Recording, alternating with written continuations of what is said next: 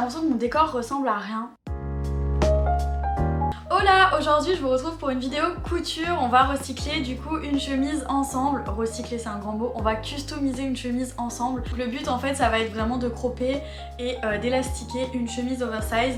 Je me suis dit au lieu de faire les bases de la couture partie 2 que j'allais vous faire un tuto explicatif de comment poser un élastique et qu'en fait au fil des vidéos je vous montrerai des techniques de couture mais tout en appliquant les techniques plutôt de juste montrer des morceaux de tissu lambda qui servent à rien. On est vraiment sur quelque chose de très simple et on est parti, j'ai trop hâte. Pour le matériel du coup il vous faut une chemise oversize, désolée mais je suis obligée de vous montrer comme ça, donc voilà, ça c'est celle que moi je vais recustomiser, donc c'est un peu en velours côtelé. Je la trouve trop belle mais je la mets jamais parce que elle ressemble à rien comme ça. Une bande élastique d'environ 2,5 cm de largeur. Il faut au moins le minimum de votre tour de taille, donc prenez un peu plus. Par exemple moi là c'est vraiment pile poil. Si je vous montre en gros mon élastique il fait le tour de ma taille, donc c'est vraiment pile poil. Faut pas que ça vous serre trop, le but c'est pas de faire un garrot hein. Je pense que personne n'a trop envie de porter un truc qui les étouffe. Donc voilà, il vous faudra un élastique de 2,5 cm de largeur, un fil ton sur ton de votre chemise. Moi j'en avais pas, j'ai pris un fil marron parce que je me suis dit que c'était à peu près pareil. 1 mètre ruban, parce que pour faire de la couture c'est toujours utile.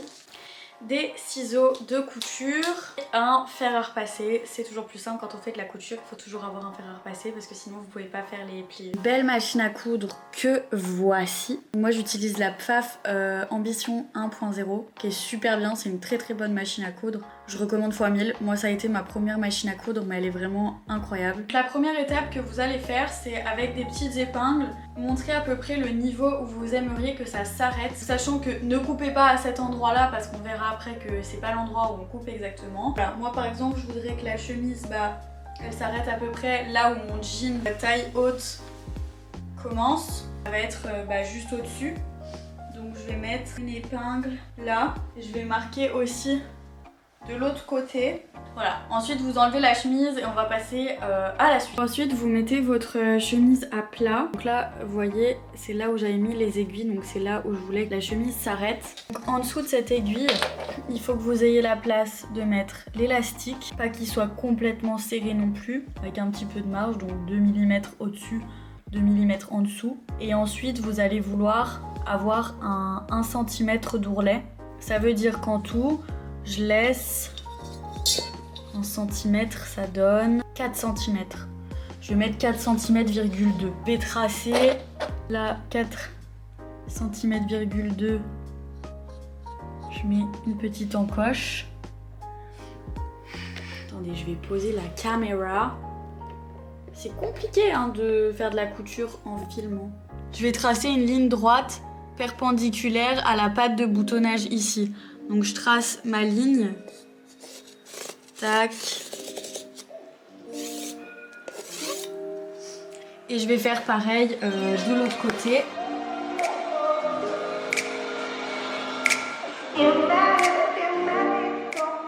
Là ça va être la ligne où on va découper. Donc là il faut faire la même chose dans le dos. Donc faire une ligne et ensuite on va couper. Ok, juste avant de passer au dos, petit conseil pour que vous soyez sûr que ce soit à la même hauteur des deux côtés. Vous mesurez depuis l'emmanchure là, que ce soit la même mesure que là. Si c'est pas le cas, forcément vous adaptez, il faut que ce soit symétrique. Et là pour savoir ce que je dois faire au dos, donc là j'ai 22 cm jusqu'à en bas. Non, 22,5 cm jusqu'à en bas. Là je vais regarder, il faut que ce soit pareil. Et ensuite au dos, je vais faire pareil. Et je vais faire une ligne qui soit perpendiculaire au milieu. Une fois que vous avez tracé vos traits, on va couper en suivant les traits que vous avez fait. Une fois que vous avez vérifié que c'est bien la même mesure là, la même mesure ici, pareil au dos et que c'est perpendiculaire au milieu.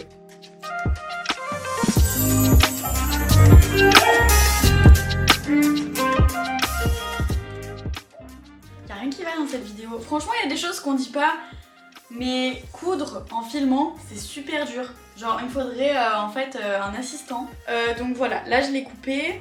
On voit que là il y a toujours les deux aiguilles, je les ai laissées. pour que je sache après au fer où est-ce que je dois précasser. Et donc en gros là on va venir au fer précasser l'endroit où on va faire la couture, enfin l'espèce de coulisse. Vous allez voir parce que là je vous parle probablement chinois. Sur l'envers, je vais replier mon tissu de 4,2 cm. Et pour ça, je vais m'aider de mon mètre ruban pour être sûre que je suis bien à cette mesure-là et épingler le tissu. Ensuite, je vais venir avec le fer à repasser pour créer une première cassure.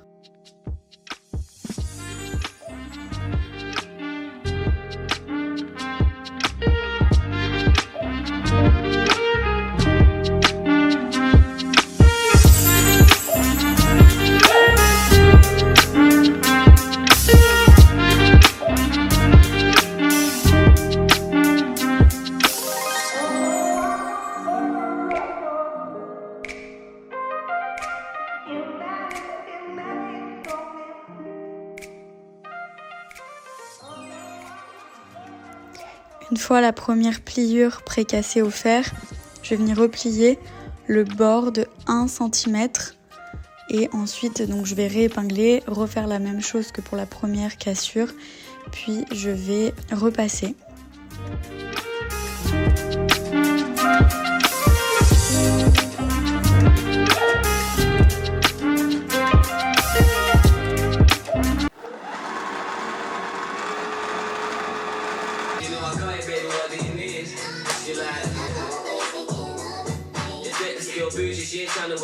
On va coudre à 0,1 mm du bord, je vais vous montrer, pour faire un tunnel en gros pour l'élastique.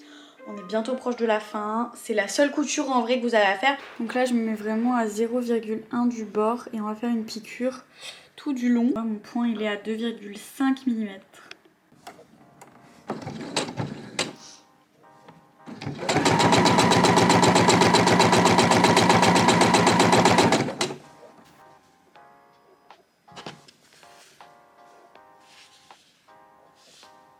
On se retrouve pour les dernières étapes. Vous allez prendre votre élastique, passer une épingle à nourrice dedans et on va la coulisser dans le tube qu'on a créé. Sans qu'il se tourne, faut pas qu'il tourne.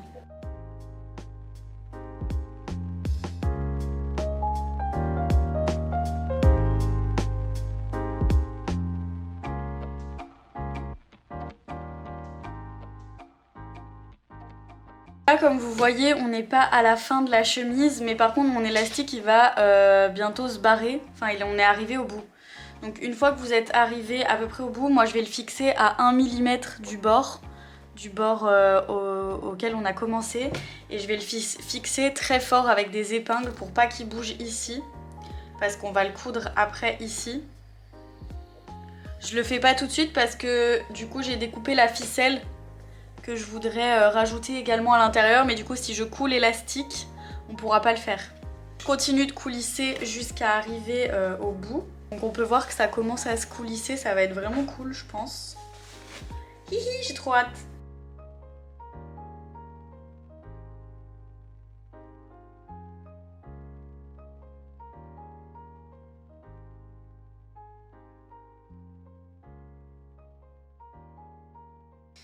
Ok, donc là on est arrivé au bout.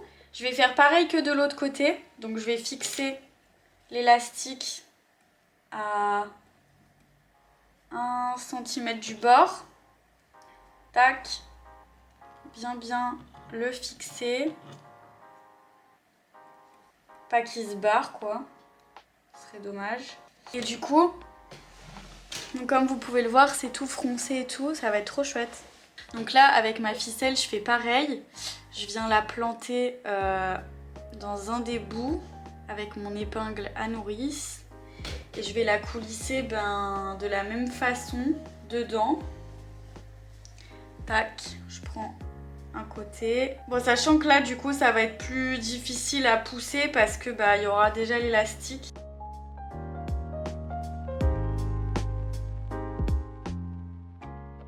Tout ça en faisant bien attention que l'élastique se barre pas, du coup ça va être plus rapide vu que le tissu est déjà froncé, il y aura moins de tissu à parcourir.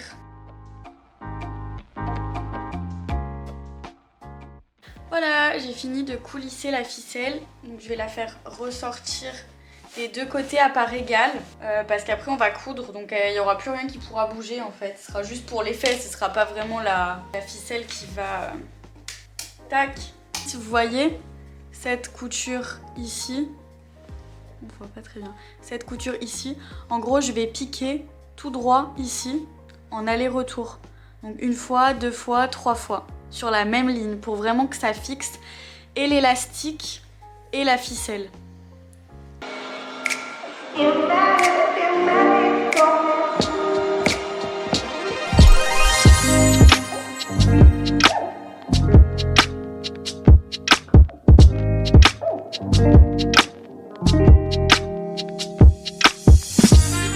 Je vais faire la même chose de l'autre côté.